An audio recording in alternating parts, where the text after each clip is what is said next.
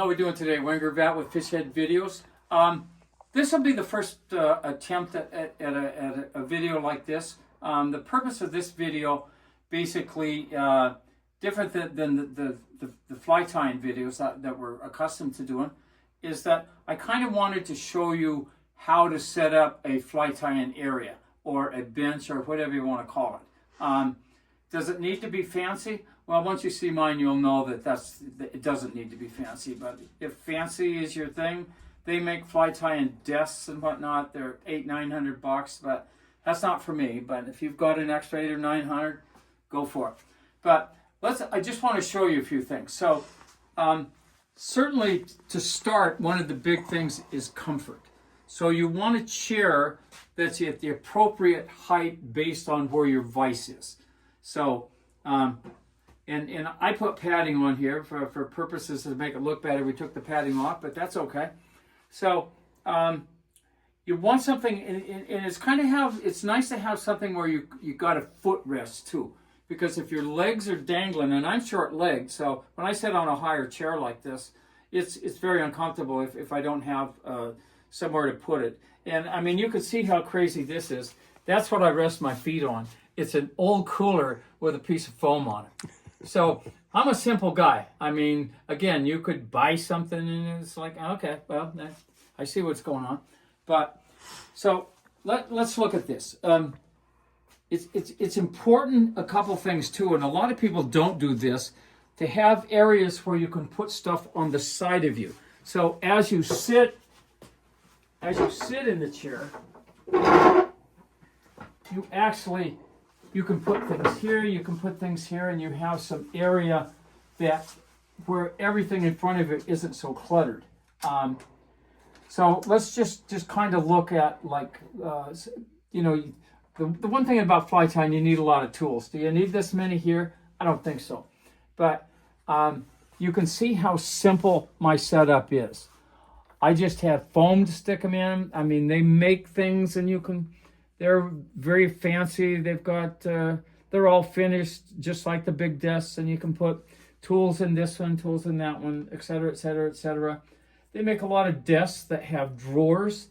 Am I a drawer guy? I'm not. I'm going to have my cameraman Rick Anderson here just kind of scan around. It's nice to have things where you can see what you have and where they are to need it. Notice that I don't have drawers. Drawers are a pain in the neck, actually, because it's hard to find stuff in drawers. You got to remember what drawer it is. So I hang myself. Pegboard is nice. I mean, you might have a room where pegboard isn't appropriate, but as much as you can put visible, it's certainly advantageous to have that. And I mean, it's even the same over here. And by no means do I think people have this much stuff. They don't. But again, it's all out where I can see it. I kind of have a system where I can find just about anything that I want. Certainly as a commercial tyer, my complexity with fly tying materials is a lot more complicated than what yours should be. But the main thing is that you want a good seat, a good light, and I mean, I've had this light, Christ, I probably had this thing for 30 or 40 years. These work very, very well. The proper light in them, I like a natural light bulb rather than the old conventional kind of that yellowish light. It gives you really, really nice. And they're adjustable, so you can do that. And then, like we talked about height to tie, this is a real comfortable height for me right here. Now, that varies accordingly as to, one, your size, and two, what you're used to tying. I don't like a vise up high. It's much easier right here in this plane to work with it. But certainly what I do then is the hooks that I'm going to tie with, I just put out here where I can look at them. Note that I don't have a myriad of stuff back in this area here. That I try to keep this. I like to tie with a white background, but let me show you one other thing here too then. Say I'm tying a fly like, say, spruce moth. Then I change and I go to a dark background. So I have some offset because you get eye strain. So I would just put it basically, normally I would just put it so I can stand it up so that this plane is lined up there, so it gives me a contrast. If you're tying a lot of flies, and really if you're tying any flies, if you have a lot of things garbled in back of you, and or the color of the fly, like I said, a light colored fly against white is not particularly good, but dark against white is really good.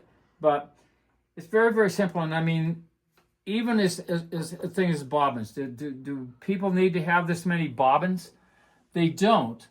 But you know, in my area is not fancy by any means. Christ, I'm just got nails hammered into the wood, but they're all right where I can see them.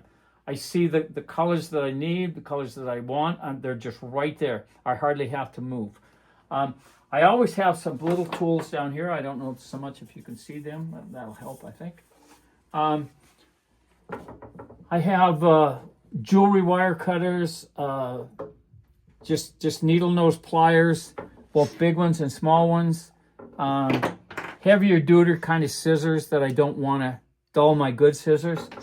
I keep a few things there, but this works out really, really well. And you would look at it and you think, wow, that's kind of crazy, but it's really good.